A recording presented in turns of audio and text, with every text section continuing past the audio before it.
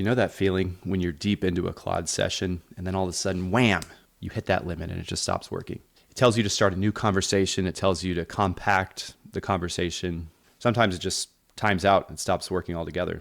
Well, it turns out that's not just a you and me problem. That's also an Uber problem. See, Uber's engineers are running upwards of $500 to $2,000 a month each in Claude Code token usage.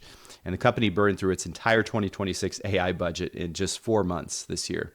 So this week, Uber put a hard cap on it, $1,500 per person, per tool, per month. And it's interesting because if regular users are hitting walls on their little $20 per month plan, imagine having to manage a team of 5,000 engineers doing it on the company dime. That cost reality is just one of the Claude stories I want to get to this week because I think it really matters with personal use. I think there's a big tie in there, and I like to call it real money, real jobs, real workflow type stories. These are all things that we can relate to from that standpoint. So let's jump into it. So we're starting here with the Uber story.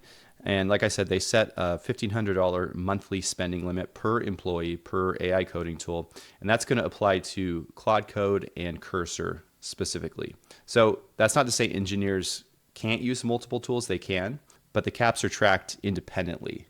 Before this policy landed within the company, individual engineers were racking up between $500 and $2,000 in monthly token costs just from Claude Code alone. At a company with around 5,000 engineers and at an 84 to 95% monthly usage rate, you can see how that adds up very fast.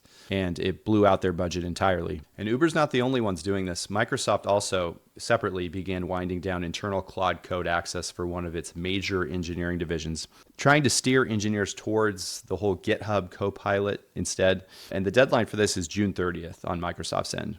So if you have two of the largest engineering organizations in the world adjusting their Claude strategies in the same week, one capping the usage, one switching tools entirely, you know there's something big going on here. And yet at the same time, about 10% of Uber's committed code is now written by autonomous AI agents. That's 10%. So this isn't a story of companies pulling back from AI. It's a story of companies trying to figure out how to pay for something that has already been embedded itself deeply into their workflows.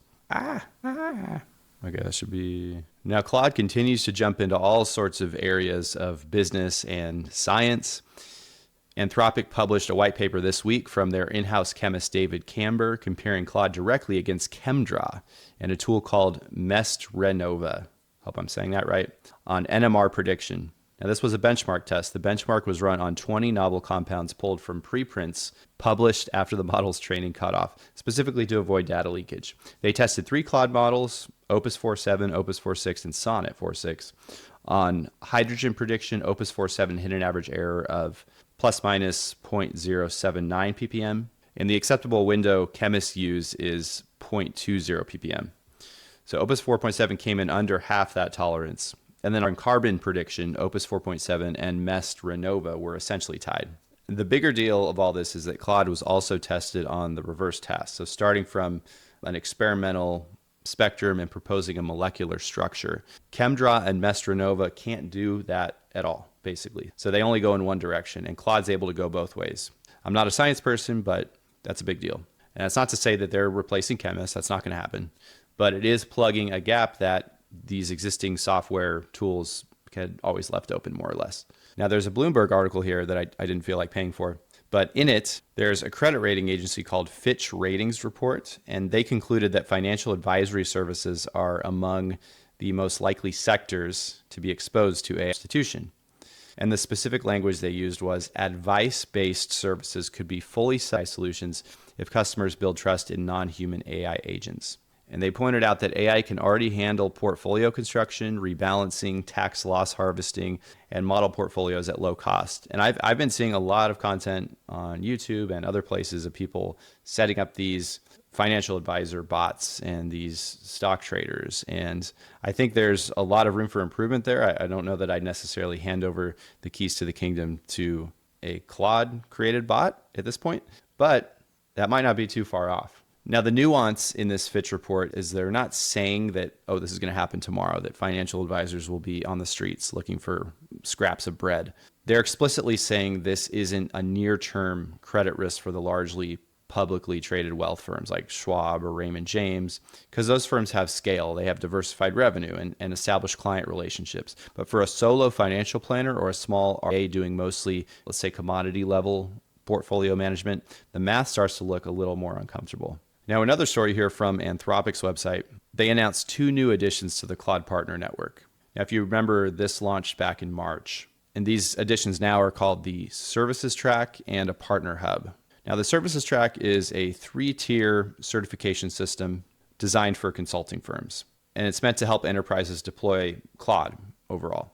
So the 3 tiers are called Select, Preferred, and Global Premier. Each tier requires a minimum number of certified practitioners and deployed clients, public references. The Global Premier tier requires at least 1,000 certified individuals, plus 100 deployed customers across 3 regions, and a joint business plan with named executive sponsors. So it's for the big honchos out there. To give you a sense of the scale, more than 40,000 firms have applied to join this since March, and over 10,000 individual consultants have earned a Claude certification. Now, Accenture is training 30,000 people currently on it. Deloitte's rolling it out to about 470,000. PwC is starting with US teams and expanding globally. This is the infrastructure layer of enterprise AI adoption, and that part doesn't get much attention, but it determines whether any of this actually gets built. So let's talk about what all this stuff means, especially if you're not a chemist or an Uber engineer, like I am not that. But I think the Uber story is the most instructive one right now for anyone running a business or managing a team, whether you have a personal Claude account, whether you have a Claude Teams account. The pattern is going to repeat itself multiple times across different industries.